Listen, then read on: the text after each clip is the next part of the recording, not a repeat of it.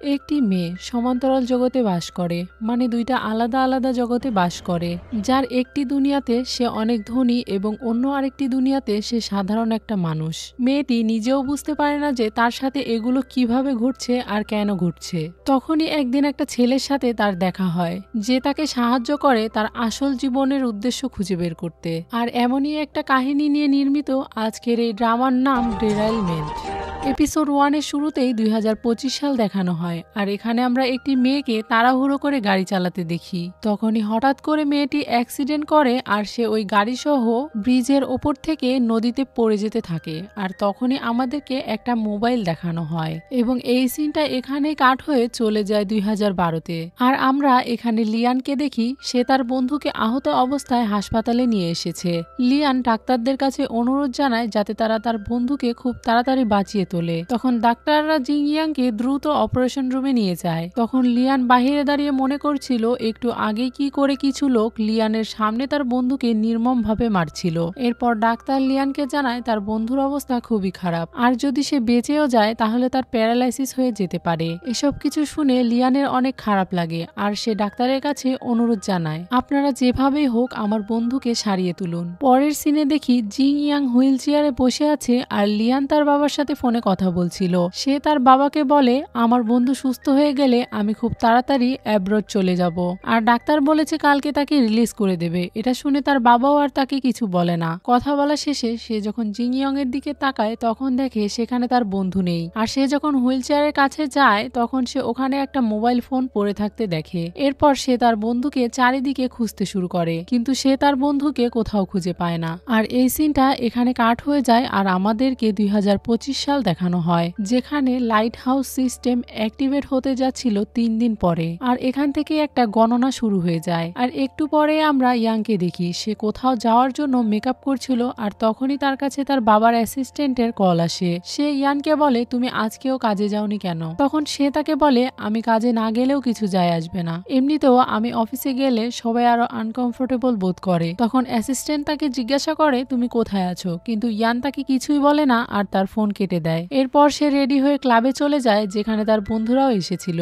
সেখানে গিয়ে সে তার বন্ধুদের সাথে ড্রিঙ্কস করতে শুরু করে। এদের মধ্যে একজন ফ্রেন্ড তাকে জিজ্ঞাসা করে, তোমার নতুন বয়ফ্রেন্ড কোথায়? তখন ইয়াং তাকে বলে, এত তাড়াহুড়ো করছো কেন? সে আসছে, হয়তো ট্রাফিকের জন্য কোথাও আটকে গেছে। এরপর তারা ড্রিঙ্কস এনজয় করতে শুরু করে। তখনই তার কাছে তার বয়ফ্রেন্ডের মেসেজ আসে। সে বলে, আমি প্রবেশদ্বারে দাঁড়িয়ে আছি, এখানে এসে আমাকে নিয়ে যাও। তখন সে তার বন্ধুকে বলে, আমার বয়ফ্রেন্ড চলে এসেছে, আমি তাকে নিতে যাচ্ছি। তখনই আমরা তার বয়ফ্রেন্ড বয়োকে দেখি, সে অনেক সহজ সরল ভাবে ইয়ানকে এদিক ওদিক খুঁজছিল। অন্যদিকে ইয়ান তাকে দূর থেকেই দেখতে পায়, কিন্তু তারপরও সে তার পেছন দিয়ে গিয়ে তাকে ডাক দেয়। তখন ইয়ানকে দেখে বয়ো অনেক রিল্যাক্স হয়ে যায়, আর তাকে বলে, ফাইনালি আমি তোমাকে খুঁজে পেলাম। তখন ইয়ান তাকে জিজ্ঞাসা করে, তুমি ভেতরে কেন আসোনি? বয়ো তাকে বলে, আমি ভেতরে এসেছিলাম, কিন্তু তোমাকে কোথাও খুঁজে না পেয়ে আমি আবার এখানে চলে এসেছি। এটা শোনার পর সে বয়োকে তার সাথে নিয়ে যায় তার বন্ধুদের সাথে দেখা করানোর জন্য।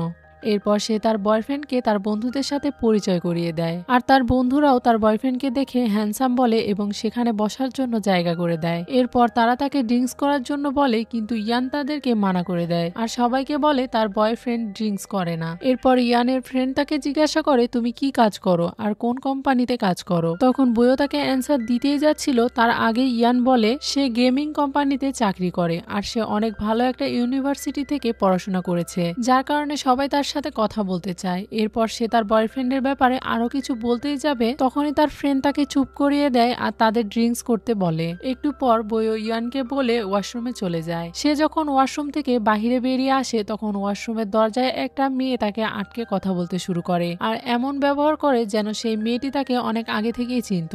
মেয়েটি তার সাথে অনেক কথা বলার চেষ্টা করে, কিন্তু বায়ো তাকে বারবার দূরে সরাচ্ছিল, আর এই সব কিছু দূর থেকে ইয়ান আর তার বন্ধু দাঁড়িয়ে দাঁড়িয়ে দেখছিল। তখনই তার বন্ধু তাকে বলে, আমি তোমাকে বলেছিলাম তোমার বয়ফ্রেন্ড ভালো না, তোমার এই নতুন বয়ফ্রেন্ড সবাইকে দেখায় সে খুব ইনোসেন্ট, আর সে ড্রিঙ্কসও করে না, এই সব কিছুই আসলে মিথ্যা। আসলে এই ছেলে ভালো না, আর ওই মেয়েটার সাথে তার সম্পর্ক রয়েছে, তুমি ওকে ছেড়ে দাও। এই সব কিছু শোনার পরে ইয়ান তাকে বলে, তুমি কি এই সব কিছু আগে থেকেই প্ল্যান করে রেখেছিলে নাকি? তখন তার বন্ধু তাকে বলে, আমি যদি এই সব কিছু দেখার জন্য তোমাকে এখানে না নিয়ে আসতাম তাহলে কি তুমি আমার কথা বিশ্বাস করতে? ইয়ান চুপ করে তার কথা শুনছিল, আর তখনই সে দেখতে পায় একজন ফটোগ্রাফার ফটোগ্রাফার ক্যামেরা দিয়ে বইয়ের ছবি তুলছে। এটা দেখার সাথে সাথে সে তার হাত থেকে ক্যামেরা নিয়ে নেয় আর সে বইয়ের কাছে চলে যায়। আর সে বইকে জিজ্ঞাসা করে, এটা তুমি কি করছো, আমাকে বলো। তখন বইও ঘাবড়ে যায় আর তাকে বলে, তুমি যা কিছু দেখেছো এই সব কিছুই মিথ্যা। ইয়ান বইকে কিছু বলে না, কিন্তু ওই মেয়েটিকে ধমকায় আর সেখান থেকে চলে যেতে শুরু করে। তখন বইও তার পিছন পিছন যায় আর তাকে বোঝানোর চেষ্টা করে সে এই সব কিছু করেনি। বাইরে এসে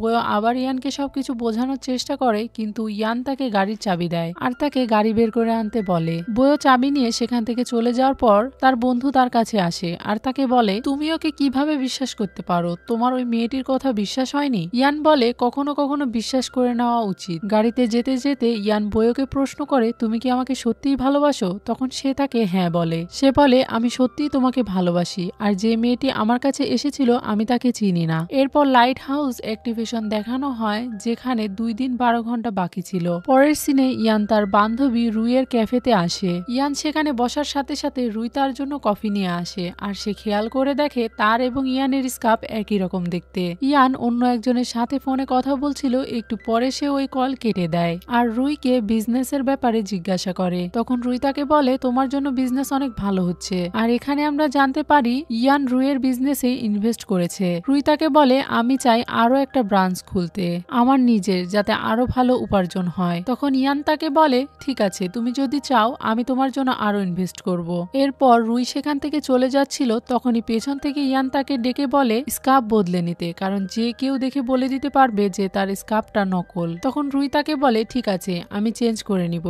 পরের সিনে রুইকে একটা রেস্টুরেন্টে খাবার সার্ভ করতে দেখি। সেখানে কিছু লোক তার ব্যাপারে কিছু বলাবলি করছিল। তারা নিজেদের মধ্যে বলাবলি করছিল রুইয়ের কপাল অনেক ভালো যে সে ইয়ানের মতো একটা বড়লোক ফ্রেন্ড পেয়েছে। ইয়ান তাকে সব রকম সাপোর্ট করে আর তার বিজনেসেও ইনভেস্ট করেছে। তাদের এরকম কথা শুনে রুইয়ের মন অনেক খারাপ হয়ে যায়। তখনই সেখানে ইয়ান চলে আসে আর রুইকে জিজ্ঞাসা করে তার কি হয়েছে। তখন রুই তাকে বলে কিছু না। ইয়ান রুইকে একটা নতুন স্কার্ফ গিফট করে, কিন্তু রুই সেই গিফটটা নিতে চায় না। তারপরও ইয়ান তার হাতে গিফটটা দিয়ে দেয় আর তাকে বলে, তোমাকে অনেক ক্লান্ত লাগছে, বইও তোমাকে বাড়িতে রেখে আসবে, তোমার এত কাজ করার কোনো প্রয়োজন নেই। কিন্তু রুই তাকে বলে, বইওর এত কষ্ট করার কোনো প্রয়োজন নেই, আমি নিজেই চলে যেতে পারবো। তখন বইও তাকে বলে, কোনো সমস্যা নেই, আমি তোমাকে পৌঁছে দিতে পারবো। তখন ইয়ান বইয়ের কাছ থেকে তার ব্যাগ নিয়ে সেখান থেকে চলে যায় আর বইও দাঁড়িয়ে দাঁড়িয়ে তাকে দেখতে থাকে আর রুইও সেখান থেকে চলে যায়। একটু পর ইয়ান যখন আবার সেই জায়গাটাতে পুনরায় ফিরে আসে, তখন সে দেখে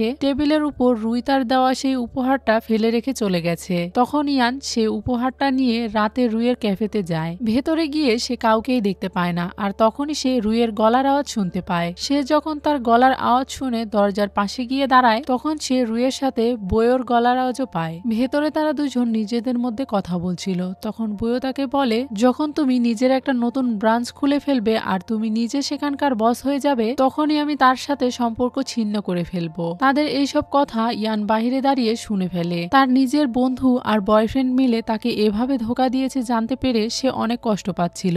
এরপর ইয়ান তার ক্যাফেতেই বসে থাকে। এদিকে রুই আনন্দে নাচতে নাচতে বাহিরে বেরিয়ে আসে এবং দূর থেকে সে ইয়ানকে সেখানে দেখে নিজের একটা ইনোসেন্ট চেহারা বানিয়ে সে ইয়ানের সামনে গিয়ে দাঁড়ায় আর তাকে জিজ্ঞাসা করে, তুমি এখানে? তখন ইয়ান তাকে বলে, আমি এখানে এই উপহারটা দিতে এসেছিলাম যেটা তুমি ওখানেই ফেলে এসেছো। রুই বলে, আমি ভুলে গিয়েছিলাম। এরপর সে তাকে বলে, তুমি কি পানি খাবে? এটা বলে সে যখন তার জন্য গ্লাসে পানি ঢালছিল, তখন ইয়ান তাকে জিজ্ঞাসা করে, বইও কি তোমাকে রেখে এখান থেকে তখনই চলে গিয়েছিল? এই কথা শুনে সে চুপ হয়ে যায় আর কিছুক্ষণ পর সে তাকে বলে, হ্যাঁ, সে তো আমাকে রেখে তখনই চলে গিয়েছে। এরপর রুই যখন তার কাছে আসে, তখন ইয়ান তাকে বলে, তোমার আর বইয়ের মধ্যে কি সম্পর্ক আছে? এটা শুনে রুই বুঝতে পারে যে ইয়ান তাদের সব কথা শুনে ফেলেছে আর এজন্য রুই ভয় পেয়ে যায় আর তাকে বোঝানোর চেষ্টা করে। আর সে তাকে বলে, আমার এরকম কোনো উদ্দেশ্য ছিল না, আমি শুধু বইয়ের কাছ থেকে পিছু ছাড়াতে চাইছিলাম, কিন্তু বইও আমার পিছু ছাড়ছিল না। এদিকে ইয়ান বুঝে ফেলেছিল যে তারা দুইজনই তাকে ব্যবহার করছে, তাই সে তার উপরে অনেক রেগে যায় আর তাকে বলে, আমি তোমাকে বেস্ট ফ্রেন্ড ভেবেছিলাম আর সেজন্যই আমি তোমার কাজে ইনভেস্ট করেছি, কিন্তু তুমি তো আমাকে পাগল বানিয়েছো, তাই না? রুই এসব কিছুর জন্য ইয়ানের কাছে ক্ষমা চায় আর তাকে বলে আমি তোমার সাথে এরকম কিছুই করতে চাইনি, কিন্তু ইয়ান তাকে ক্ষমা করে না। আর সে তাকে বলে তুমি এখন এইসব এই জন্যই করছো তাই না, কারণ তুমি ভাবছো আমি হয়তো আমার ইনভেস্টমেন্ট ফিরিয়ে নেব। চিন্তা করো না, আমি এরকম কিছুই করব না, তোমার যা করার তুমি করো। এটা বলে সে ওখান থেকে চলে যেতে চাইছিল, কিন্তু রুই তার পা ছাড়ছিল না। তখন ইয়ান তাকে বলে আমাকে এখান থেকে যেতে দাও, তা না হলে আমি সত্যি সত্যি আমার ইনভেস্টমেন্ট ফিরিয়ে নেব। এরপর ইয়ান সেখান থেকে চলে যাচ্ছিল, তখন রুই তার কাছে আবারও যায় আর তাকে বলে তোমার কাছে অনেক টাকা আছে, তাই তুমি মনে করো টাকা দিলেই সব কাজ হয়ে যায়। হ্যাঁ, তুমি এই ক্যাফের পিছনে অনেক টাকা ইনভেস্ট করেছো, কিন্তু আমি দিনরাত পরিশ্রম করেছি এই ক্যাফের জন্য। এই সবকিছু বলে সে তাকে বোঝানোর চেষ্টা করে, কিন্তু ইয়ান তার কোনো কথাই শোনে না আর তাকে বিশ্বাসও করতে চায় না। ইয়ান সেখান থেকে চলে যাচ্ছিল, তখনই রুই পেছন থেকে তাকে বলে তুমি যদি আর এক ধাপও আগাও তাহলে আমি এখান থেকে লাফ দিব। এটা শোনার পরেও রুই তার দিকে তাকায় না আর সেখান থেকে সোজা চলে যায়। এদিকে রুই পেছন থেকে তাকে দেখতে থাকে। তখনই লাইট হাউসের সময় দেখানো হয়, যেটা আর মাত্র একদিন 16 ঘন্টা বাকি ছিল। পরের সিনে ইয়ানকে দেখি, সে মন খারাপ করে বসেছিল। তখনই তার কাছে বারবার বইয়ের কল আসে, কিন্তু সে তার কল রিসিভ করে না আর কেটে দেয়। অনেকবার কল আসার পর সে বইয়ের কল রিসিভ করে আর বইও তাকে বলে রুইয়ের কোনো খোঁজ পাওয়া যাচ্ছে না। এটা শোনার সাথে সাথে সে ওই জায়গাতে রুইকে খোঁজার জন্য চলে আসে, যেখানে রাতে রুই তাকে বলেছিল যে সে এই ব্রিজ থেকে নিচে লাফ দিবে, কিন্তু ইয়ান তার জন্য থামেনি। তখনই সেখানে বইও চলে আসে আর সে তাকে জিজ্ঞাসা করে তুমি আমার কল রিসিভ করছো না কেন, তোমার কি হয়েছে, তুমি আমার মেসেজের রিপ্লাইও পর্যন্ত করছো না। তখন সে তাকে বলে তোমার এইসব প্রশ্ন করার কোনো অধিকার নেই, কারণ আমি তোমার ব্যাপারে সবকিছু জেনে গেছি, তোমার আর রুইয়ের ব্যাপারে। এটা জানার পর সে চুপ হয়ে যায়। তখন ইয়ান তার বাবাকে মেসেজ করে তাকে বলে আমি আপনার সাথে কথা বলতে চাই, রুইকে খুঁজে পাওয়া যাচ্ছে না। সে আমাকে বলেছিল আমি যদি না দাঁড়াই তাহলে সে ব্রিজের ওপর থেকে লাফ দিবে, আর এরপর থেকেই তার কোনো খোঁজ খবর নেই। আমার মনে হচ্ছে এই সবকিছু আমার জন্যই হয়েছে, সেজন্য এখন আপনার সাহায্য প্রয়োজন। তখনই তার কাছে তার বাবার অ্যাসিস্ট্যান্টের কল আসে। ইয়ান যখনই তার কল রিসিভ করে তখন সে ইয়ানকে তার সাথে কথা বলার জন্য ডাকে। ইয়ান যখন তার সাথে দেখা করতে যায় তখন সে তাকে বলে আমার বন্ধুকে খোঁজার জন্য আমাকে সাহায্য করো, কিন্তু সে তাকে প্রশ্ন করতে শুরু করে তুমি কি তোমার জীবন নিয়ে সুখী, তুমি কি কখনো ভেবে দেখেছো তুমি এই পৃথিবীতে কেন এসেছো। তার এইসব কথা শুনে ইয়ান তাকে বলে আমি আপনাকে কি বলছি আর আপনি আমাকে কি সব প্রশ্ন করছেন। তখন সে তাকে বলে আমি তোমার বন্ধুকে খুঁজে বের করব, কিন্তু যখন তুমি একা থাকবে তখন আমি যে প্রশ্নগুলো করলাম এটা নিয়ে ভেবে দেখো। এরপর সে তাকে একটা মোবাইল ফোন বের করে দিয়ে বলে এরপর থেকে আমাদের দুজনার এই ফোনেই কথা হবে, রুইয়ের ব্যাপারেও এখানেই কথা বলবো। ইয়ান তাকে বলে আমি এটাতে কেন কথা বলবো, আমার এটার কোনো প্রয়োজন নেই। তখন সে তাকে বলে আমরা এটাতে এজন্যই কথা বলবো যাতে তোমার কোনো পার্সোনাল কল বা মেসেজের ডিটেলস অন্য কারোর কাছে না যায় এবং সেফ থাকে। আর সে তাকে প্রমাণস্বরূপ তার কাছে থাকা এরকমই একটা ফোন বের করে দেখিয়ে বলে তুমি তোমার বাবাকে যে মেসেজগুলো করেছিলে সেগুলো এই ফোনেও আছে। এটা দেখে ইয়ান অনেক অবাক হয়ে যায়, কারণ সে কথাগুলো শুধু তার বাবাকেই বলেছিল। এরপর সে ইয়ানের কাছে ওই ফোন রেখে সেখান থেকে চলে যায়। সে চলে যাওয়ার পর ইয়ান ওই মোবাইলটা হাতে নিয়ে দেখতে থাকে। এদিকে লাইট হাউস অ্যাক্টিভেট হওয়ার আর মাত্র 15 মিনিট বাকি ছিল। অপরদিকে ইয়ান বাড়িতে যাওয়ার পর তার দুটো ফোনই তার কাছে রাখে। তখনই সেই ফোনে একটা কল আসে যেটাতে জিংয়ান বলেছিল রুইয়ের ব্যাপারে কথা হবে। তখন সে তাড়াতাড়ি কলটা রিসিভ করে আর তাকে রুইয়ের ব্যাপারে জিজ্ঞাসা করে যে কিছু জানতে পেরেছে কিনা। তখন সে তাকে বলে রুইকে পাওয়া গেছে, আর এই ব্যাপারে আমি তোমার সাথে দেখা করে কথা বলতে চাই, এত কথা আমি ফোনে বলতে পারবো না। এসব কথা হচ্ছিল তখনই তার বাড়ির লাইট আপ ডাউন হতে শুরু করে আর ফোনের নেটওয়ার্কও ভালোভাবে পাচ্ছিল না, যার কারণে ইয়ান বারবার হ্যালো হ্যালো বলতে থাকে। তখনই ফোনের ওপার থেকে তাকে একটা জায়গাতে যাওয়ার কথা বলে, তাও আবার 15 মিনিটের মধ্যে। আর তাকে বলে দেওয়া হয় যে ব্রিজের ওপর দিয়েই যেন আসে, অন্য কোনো দিক দিয়ে যেন না আসে। সাথে সাথে ইয়ান গাড়ি নিয়ে তার বলা রাস্তা দিয়ে তার কাছে যেতে শুরু করে। আর আমরা দেখতে পাই লাইট হাউস সিস্টেম অ্যাক্টিভেট হতে আর মাত্র 10 মিনিট বাকি আছে। রাস্তায় যেতে যেতে ইয়ান জিংয়ানকে কল করে আর তাকে বলে আপনার যা বলার কলেই বলুন, দেখা করে কেন বলতে হবে। তখন জিংয়ান তাকে প্রশ্ন করে সে এখন কোথায় আছে। তখন সে তাকে বলে আপনি আমাকে যেখানে যেতে বলেছিলেন আমি সেখানেই যাচ্ছি, কিন্তু 15 মিনিটের মধ্যে সেখানে কিভাবে পৌঁছাবো। ইয়ান তাকে আরো কিছু বলার আগেই কল কেটে যায়। তখন ইয়ানের অনেক রাগ হয় আর সে গাড়ি অনেক স্পিডে চালাতে শুরু করে। আর তখনই লাইট হাউস অ্যাক্টিভেটের সময় দেখানো হয়, যেখানে 1 মিনিট কয়েক সেকেন্ড বাকি ছিল। এদিকে সে অনেক স্পিডে গাড়ি চালাতে চালাতে বারবার জিংয়ানকে তাকে কল করছিল। তখনই হঠাৎ করে তার অ্যাক্সিডেন্ট হয়ে যায় আর অন্য গাড়ির সাথে ধাক্কা খাওয়ার কারণে তার গাড়ি ব্রিজ থেকে নিচে পানিতে পড়ে যেতে শুরু করে। তখনই আমরা সেই ফোন দেখতে পাই যেখানে লাইট হাউস অ্যাক্টিভেট হয়ে যায়। এখান থেকে সিন শিফট হয় আর আমরা 2012 সাল দেখতে পাই। সেখানে একটা রুমের ভেতরে লিয়ানকে দেখি। সে তার রুমের ভেতরে তার বন্ধুর ব্যাপারে যত রকম ডিটেলস আছে সবকিছু দেয়ালে সাজিয়ে আটকে রেখেছিল, কারণ ওই দিনের পর থেকে সে তার বন্ধুকে খুঁজে পাচ্ছিল না। তখনই তার বন্ধুর রেখে যাওয়া ওই ফোনে লাইট হাউস অ্যাক্টিভেট হয়ে যায় আর সে ওই ফোনটা হাতে নিয়ে চেক করে বুঝতে পারে এখানে একজনের লোকেশন দেখা যাচ্ছে। তখনই সে মনে মনে ভাবতে থাকে হয়তো তার ফ্রেন্ড ফিরে এসেছে। আর এখানে আজকের এপিসোড শেষ হয়ে যায়। সো ভিউয়ার্স, আজকের এই ড্রামাটা আপনাদের কাছে কেমন লেগেছে তা আমাকে কমেন্ট বক্সে কমেন্ট করে অবশ্যই জানাবেন এবং এই ড্রামার পরবর্তী পার্টগুলো দেখতে আমার চ্যানেলে সাবস্ক্রাইব করে বেল বাটনে অলে ক্লিক করে রাখবেন যাতে ভিডিও পোস্ট করার সাথে সাথে নোটিফিকেশন আপনার কাছে পৌঁছে যায়। আজকের মতো এখানেই বিদায়, চলে আসবো আবারও কোনো নতুন ভিডিও নিয়ে।